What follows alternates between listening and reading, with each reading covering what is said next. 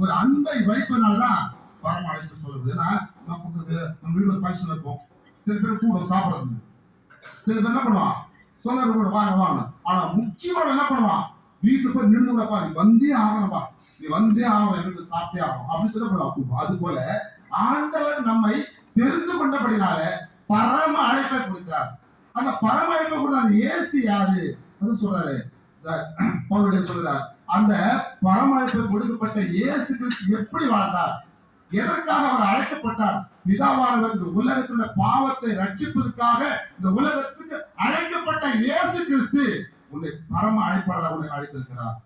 அப்ப இயேசு கிறிஸ்து கொடுக்கப்பட்ட அழைப்பு அவர் நம்மை அழைக்கும்படியாக செய்தார். அப்ப கொடுக்கப்பட்ட அழைப்புக்கு ஏற்ற நாம் என்ன பண்ணலாம், புரியுதமாக நடந்து கொள்ளணும். நம்முடைய பழைய சுபாவங்கள், அந்த அரசனுக்கு அப்புறம் அந்த பழைய சுபாவங்கள் எதனால கண்டுபிடிக்கப்பட்டதோ அப்படியாக நாம் என்ன பண்றோம், அந்த பழைய சுபாவத்தில் இருக்கிறோம். நாம் கொடுக்கப்பட்ட அந்த அழைப்பை மறந்துகிறோம்.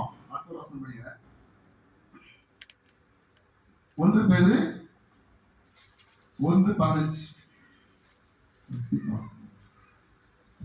1 பேதுரு மேலும் நான் சென்று போன பின்பு இவைகளை நீங்கள் எப்பொழுது நினைத்துக் கொள்ள. 1 பேதுரு 1:15. உங்களை அழைத்தவர் பரிசுத்தராய் இருக்கிறது போல உங்கள் நடக்கைகள் எல்லாவற்றிலும் பரிசுத்தமாய் இருங்கள். நம்மை அழைத்தவர் யாரு? பரிசுத்தராய் இருக்கிறார். நம்மை அழைத்தவர், பரம அழைப்பை கொடுத்தவர், பரிசுத்தமான தேவனாய கர்த்தர் நம்ம என்ன பண்ண உலகத்துக்கு அழைத்திருக்கிறார். நாம் அவருடைய அழைப்பை ஏற்று இந்த உலகத்தில் வந்திருக்கிறோம். அந்த உலகத்தில அவருடைய எப்படி இந்த உலகத்தில் வாழ்ந்தார், இந்த உலகத்தில பாவத்திற்காக தன்னை என்ன பண்ணாரு, தன்னை பறைசாற்றி கொண்டு தன்னை சிலுவையிலே தன்னை ஒப்பு கொடுக்கும்படியாக இந்த உலகத்தில் வாழ்ந்தார்.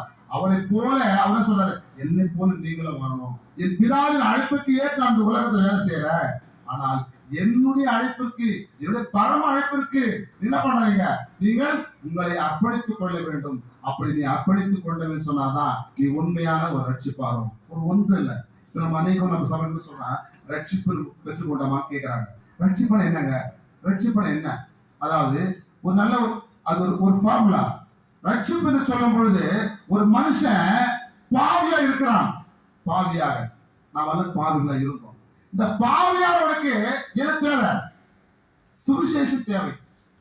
அப்படி நான் சுவிசேஷம் விதைக்கப்படும் போதுதான் பாவி இடத்துல அந்த பாவிக்கு கிடைக்கிறது, விசுவாசம் கிடைக்கிறது. விசுவாசம் கிடைக்கும் போதுதான் ரட்சிப்பு கிடைக்கிறது. இந்த ரட்சிப்பை தேவன் ஒரு நாள் நம்மளுக்கு பிடிக்கவே மாட்டார். ஒரு நாள், ஒரே ஒரு நாள், ஒரு செகண்ட் கூட நினைக்கலாம் ஆண்டவர் எனக்கு இது கொடுக்கல, அதை கொடுக்கல, கிருபையில் சொல்லி தேவனுடைய சமூகத்துல எப்பவுமே வற்றாத ஜீவ உற்சாக ரட்சிப்பும் கிருபை இருக்கிறது.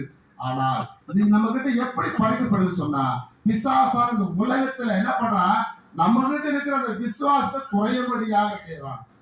நம்ம கிட்ட விசுவாசத்தை அது இங்க குறைஞ்சுனா என்ன பண்ணுது, ஆட்டோமேட்டிக் நமக்கு கிருபை குறைஞ்சு போயிடும். ஒரு தட்டு தராசு வைக்கிறோம், தராசுல ஒரு பக்கம் என்ன பண்றான், எடை கொண்டு ஒரு பக்கம் பொருளை வைக்கிறோம். என்ன எடை கொண்டு வைக்கிற அதுக்காக பரவாயில்ல இருக்கும், வைக்க முடியும் இல்லையா? அது போல ஒவ்வொரு மனுஷன்கிட்டையும் பாவியா இருக்கிற என் மேல தேவன் என்ன பண்ணாரு, சுவிசேஷத்தை ஊற்றினார். சுவிசேஷத்தை விதைக்கப்பட்ட பிறகு என்னோடு விசுவாசம் உண்டாயிற்று. அந்த விசுவாசத்தை பிசாசால் பறிக்கப்படும் போதுதான் என்னுடைய கிருபையும் ரட்சிப்பும் குறையப்படுகிறது. அப்போ நமக்கு உண்டான அழைப்பை எங்க பிசாசனை பறித்து பார்க்கலாம். சரி, ரைட், ஓகே. தேவனாக நம்ம என்ன பண்ண இருப்ப அழைப்பை கொடுத்தாரு, நம்ம கடவுளை ஏற்றுக்கொண்டோம், அழைப்பாக வந்துட்டோம். அப்ப நம்ம அழைப்பை ஏற்றுக்கொண்டால் நம்ம அடுத்தபடியாக நம்ம என்ன பண்ணோம், ஒரு மனுஷன் உலகத்துல வந்துட்டோம், பெத்த அம்மா அப்பா பிறகு வச்சுட்டாங்க, நம்ம என்ன பண்ணோம், அப்பா அம்மாவுக்கு என்ன பண்ணணும், எப்பவுமே கீழ்ப்படிந்து இருக்கணும். அப்படின்னு பார்க்கும்போது பாருங்களேன், நம்ம பெற்றோர் நம்மை ஒப்பு கொடுக்க வேண்டும்.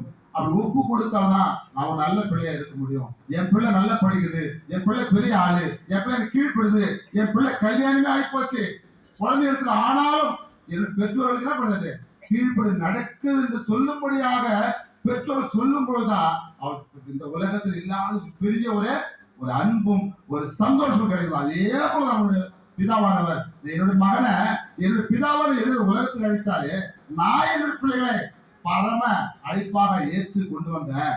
அந்த பரம அழைப்புக்காக வந்த பிறகு நீங்க எப்படி இருக்கணும்? அவர்கள் எனக்கு ஒப்பு கொடுக்கணும். பாருங்க, 2 கொரிந்தியர் 5:17.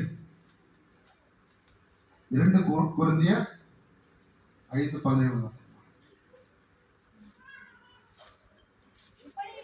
இப்படி இருக்க ஒருவன் கிறிஸ்துக்குள் இருந்தால் புதிய சிருஷ்டியா இருக்கின்றான், பழையவைகள் ஒழிந்து போயின, எல்லாம் புதிதாயிடுச்சு. தேவனுடைய கிருபை, இந்த உலகத்தில் நாம அழைக்கப்பட்டோம். அவருக்கு நம்ம ஒப்பு கொடுக்கும் போது நம்ம கிட்ட இருக்கிற பழையவள் எல்லாம் மறைந்து என்ன ஆயிடுச்சா? புதியவளாக ஆயிடுச்சு. இப்ப நம்ம கிறிஸ்துமஸ் நாள்ல நம்ம கிட்ட இருக்கிற பழையவள் எல்லாம் ஒழிந்து ஒரு புதிய சிருஷ்டியாக நம்ம இருக்கிறோம். நம்ம கிட்ட இருக்கிற பார்க்கிறோம். ஒரு கிறிஸ்துமஸ் போது பிறருக்கு கொடுக்கிற ஈவு, நாம் பிறருக்கு உதவி பண்ணணும். நான் மாட்டு கிறிஸ்துவ நல்ல பிரியாணி சாப்பிட்டு நல்ல புதிய ட்ரெஸ் போட்டு நான் சொகுசா சர்ச்சுக்கு வந்தேன், மெசேஜ் கேட்டா இது ஒண்ணுமே பிரயோஜனமே இல்லை. நம்மளால் முடிந்தது யாருக்காவது ஒரு பாக்கெட் சாப்பாடாவது என்ன பண்ணுவாங்க? கொடுக்கணும். பார்க்கிறோம். நம்ம இஸ்லாமில் 2 பேர் பார்க்கிறோம். அவர்களுடைய அந்த ரம்ஜான் வரும்போது ஜக்காத்துன்னு சொல்லி அந்த சொந்த, அதாவது யாரெல்லாம் தெரியுமோ அத்தனை பேர் என்ன பண்றாங்க? அவங்க உதவி பண்றாங்க. உடையா உதவி பண்றாங்க, பணமா உதவி பண்றாங்க, என்ன பண்றாங்க? உணவுகளா உதவி பண்றாங்க. ஆனால் நாம என்ன பண்றோம்னா, கிறிஸ்துமஸ் சொன்னா நான் ஜாலியா இருக்கிறேன், நான் என்ன பண்றேன்? நல்ல ட்ரெஸ் போடுறேன், நான் நல்லா என் வீட்டுல நல்ல 10 கறி எடுத்து பிரியாணி பண்றேன், இப்படிதான் சொல்லி இருக்காரு. இது கிறிஸ்துமஸ் அல்ல. தேவன் நம்மை அழைத்தவர் உண்மை உள்ளவர். அவர் சொல்றாரு, நீ கிறிஸ்துக்குள் இருந்தா பழையெல்லாம் அழைந்து போனோம், புதிய சிருஷ்டியா நீ உருவாகும் சொல்றாரு. ஆனால் நான் புதியவளாக இருக்கணும். புதியவளாக இருந்தால் தான் நீ உண்மையான கிறிஸ்தவன். அது அதுல 20 ஆனபடினாலே தேவனானவர் எங்களை கொண்டு நாங்கள் கிறிஸ்துவுக்காக ஸ்தானாபதிகளாக இருந்து தேவனோடு ஒப்புரவாய் ஆகுங்கள் என்று கிறிஸ்துவ நிமித்தம் உங்களை நான் வேண்டிக். அப்ப தேவன் சொல்லி புதிய சிருஷ்டியா இருக்கிற பழையெல்லாம் மறைந்து போச்சு, உங்களுக்கு புதியதா நீ மாற்றப்படும் போது நீ என்ன பண்ணுமா? கிறிஸ்துவுக்காக உன்னை ஒப்பு கொடுக்க வேண்டும். அப்படி ஒப்பு கொடுத்தாதான் இந்த உலகத்தில் உன்னை தேவன் அழைத்ததற்கு என்ன பண்ணுவாங்க? ஒரு காரணமாக, ஒரு நேர்த்தியான ஒரு விஷயமாக அவர் எதற்காக அவனை கொண்டு வந்தாரோ அந்த காரியத்தை தேவன் நிறைவேற்ற வல்லவராக இருக்கிறார். அப்போ தேவன் சொல்றாரு, உனக்கு பரம அழைப்பாளராக அழைச்சு நீ உலகத்துக்கு வந்துட்டேன், ஆனாலும் நீ என்ன பண்ணா? நீ ஒப்பு கொடுக்கணும். நீ எனக்கு ஒப்பு கொடுத்தால்தான் என்ன பண்ண முடியும்? உனக்காக நான் ஒப்பு கொடுப்பேன் அப்படின்னு சொல்றாரு. தீர்த்து எழுதுமா? தீர்த்து 2வது அதிகாரம் 12. நான் அவபக்தியையும் லௌகீக இச்சையும் வெறுத்து தெளிந்த புத்தியும் நீதியும் தேவ பக்தியும் உள்ளவர்களாய் இவ்வுலகத்திலே ஜீவனம் பண்ணி. கிறிஸ்துக்குள் பிரியமான ஆண்டவர் நம்மை அழைச்சிட்டாரு. உன்னை நீ ஒப்புரவு ஆகுன்னு சொல்லிட்டாரு. நீ ஒப்புரவு ஆகிட்ட, ஆனால் உங்ககிட்ட என்ன இருக்கக்கூடாதான்? தேவ அவபக்தியும் லௌதீக இச்சை. இந்த லௌதீக இச்சை என்ன தெரியுமா? அதாவது கண்ணுக்கு அப்படியே அதை பார்க்கும் போதே தரிக்கும், இது நம்ம செஞ்சு ஆகணும். அதாவது என்ன பண்ண மனச பிசாசம் அப்படியே லௌதீகமா அப்படியே வலை போல வீசுகிறதா லௌதீக இச்சை. அந்த லௌதீக இச்சை இருக்கக்கூடாது. தேவ பக்தி என்ன பண்ணுமா? இப்பேற்பட்ட காரியங்களில் விடுபட்டு வரும்போதுதான் நீ ஒப்புரவாகிறது தேவனுக்கு மகிமையாக இருக்கும். தேவனை அழைப்பிற்கு அது உண்மையாக இருக்கும். அப்ப நம்ம கிட்ட என்ன இருக்குது? அப்ப இப்படியான அக்கிரமான காரியங்கள் எல்லாம் என்ன பண்ணுமா? நீ விட்டு விட வேண்டும். இதெல்லாம் விட்டுட்டு தேவனுக்காக உன்னை என்ன பண்ணுமா? ஒப்பு கொடுக்க வேண்டும். ஒப்பு கொடுக்கும் போதுதான் அதை 14 படிமா 14. அவர் நம்மை சகல அக்கிரமங்களிலும் மீட்டுக் கொண்டு தமக்குரிய சொந்த ஜனங்களாக நற்கிரிகளை செய்ய பக்தி வைராகியம் உள்ள நம்மை சுத்திகரிக்க நமக்காக தம்மைத்தாமே ஒப்பு கொடுத்தார். கிறிஸ்துக்குள் பிரியமானவர்களே, தேவன் சொல்லி, நீ எனக்கு ஒப்பு கொடையா, நான் உனக்காக முன்கூட்டியே ஒப்பு கொடுத்தேன். உன்னுடைய அக்கிரமத்திற்காக, உன்னுடைய பாவத்திற்காக நீ செய்த அநேக காரியங்கள் எல்லாவற்றையும் இந்த உலகத்துல என்ன ஒப்பு கொடுத்தேன்? சிலுவையிலே ரத்தத்தை சிந்தி உனக்காக ஒப்பு கொடுத்தேன். உன்னை அழைச்சு இல்லையா? உன்னை அழைச்சிட்ட பாவத்திற்காக நான் ஒப்பு கொடுத்துருக்கேன். இனிமேலாவது எனக்கு நீ ஒப்பு கொடு. நான் உன்னை அழைத்த அழைப்பிற்கு, உன்னை அழைத்த பரம அழைப்பிற்கு ஒரு உன்னதமான ஒரு மகனாக இந்த உலகத்துல ஒரு கிறிஸ்துவா நீ வாழணும். Right, okay. ஆண்டவர் அழைச்சாரு, அழைத்து பரமாக நம்ம அவருக்கு ஒப்பு கொடுத்துட்டோம். ஒப்பு கொடுத்துட்டு நம்ம எப்படி ரட்சிப்பை பெற்றுக்கொள்ள வேண்டும்? ஒரு சின்ன கதை. இங்க மருந்து எத்தனை பேர் தெரியும்?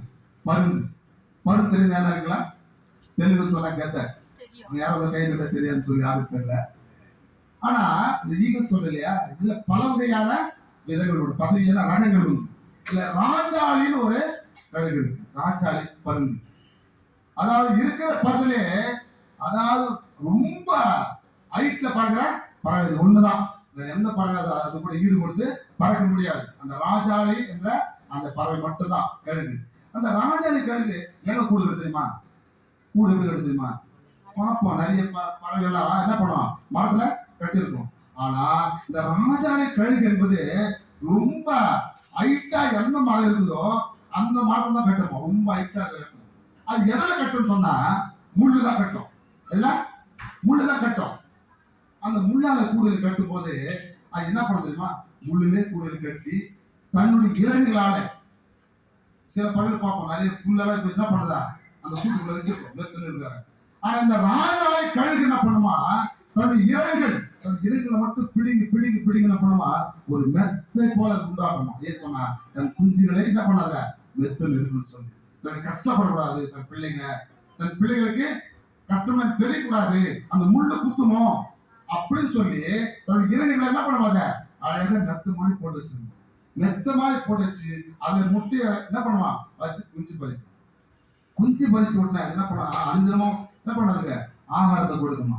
கொஞ்சம் அந்த பறவை வந்து கொஞ்சம் அப்படியே எழுந்து நிற்கிற ஸ்டேஜ் அப்புறமா தன்னுடைய வாயிலே அந்த மெத்த படிச்சு இல்லையா இறகெல்லாம் ஒரு இறகு ஏற்றுமா.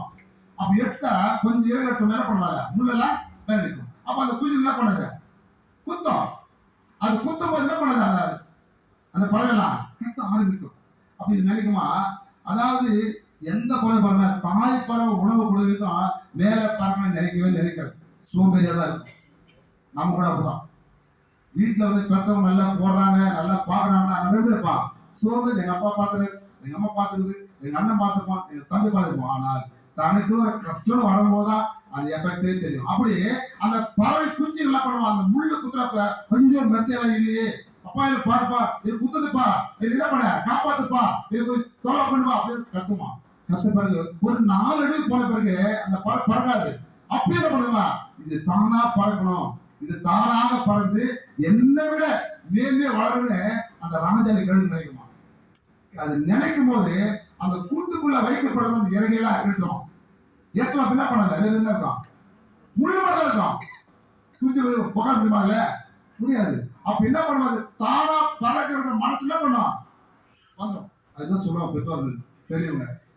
பிள்ளைக்கு கஷ்டம் என்ன சொல்லி வளர்க்கணும். கஷ்டத்தை பார்த்து வளர்ற பிள்ளை எப்படி இருக்கான்? மேலே வந்துடும். சும்மா சொகுசாவே இருப்பாரு. அது என்னதான் சொல்லணும், அப்படிதான் இருக்கும். அது போல அந்த பறவை அந்த முள்ளல குத்தும் போது இதனால பறவை ஆசை இல்லை. அந்த முள்ளு குத்தும் போது ஐயோ நான் பறந்து போயிடுமே என்ன பண்ணுது? பறக்க ஆரம்பிக்குது. தன்னோட அந்த ராஜாவை கழுகு என்ன பண்ணா? கூட போதான். ஏன் சொன்னா, என் பிள்ளை பறக்க தெரியாம கீழே விழுந்துட்டா என்ன பண்ணுவேன்?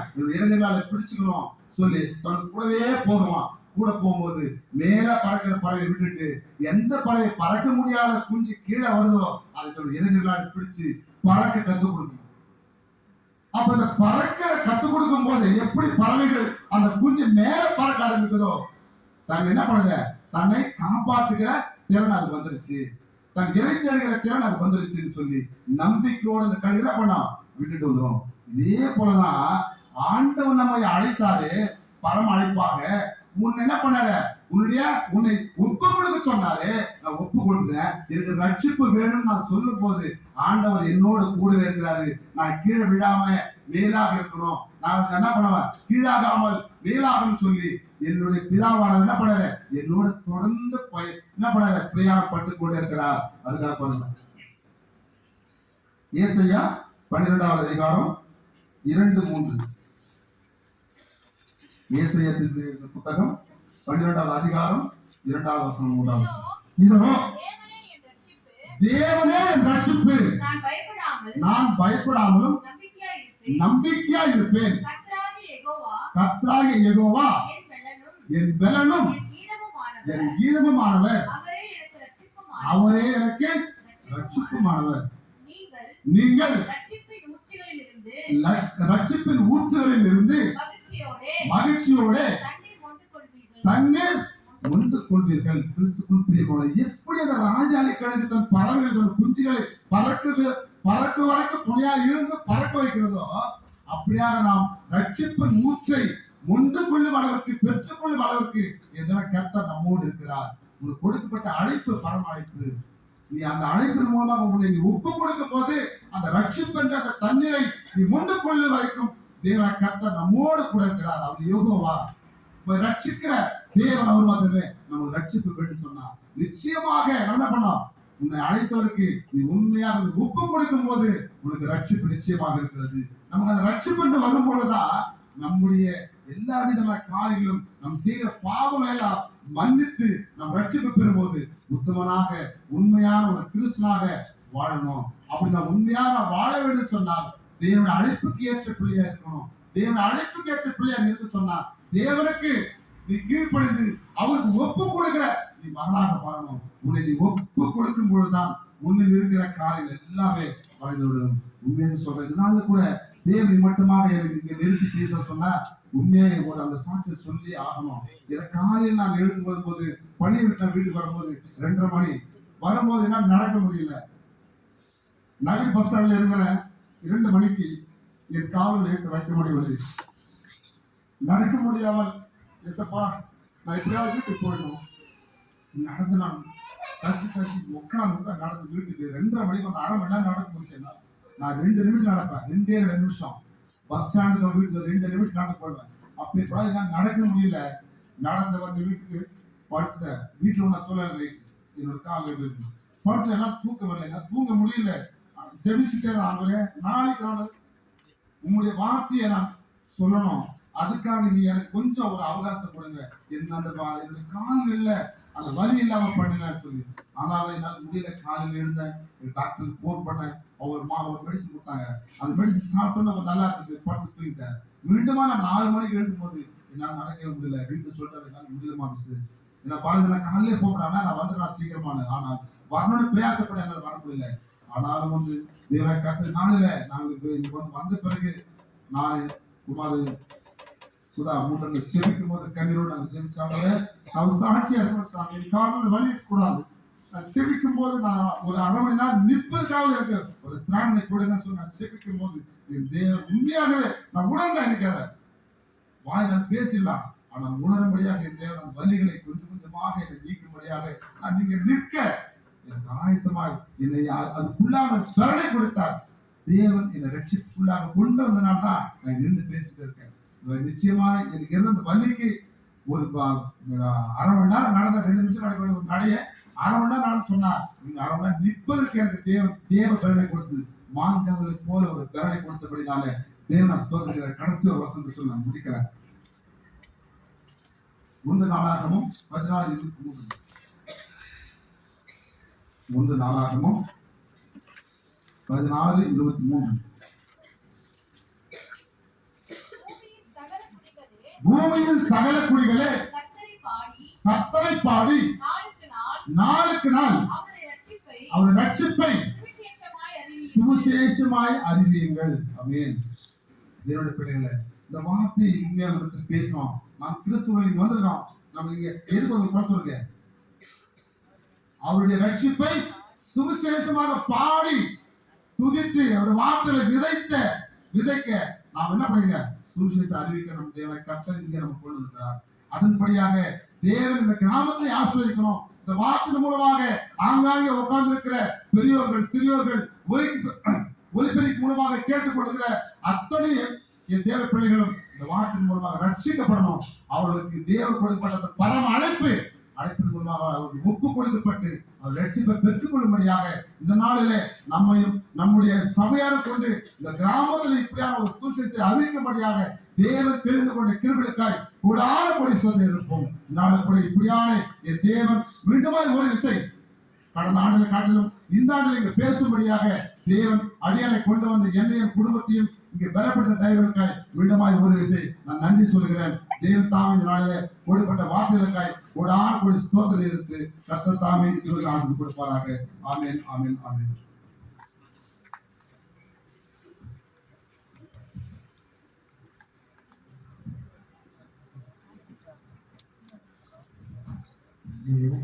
இந்த அருமையான என்னுடைய செய்தியை கொடுத்த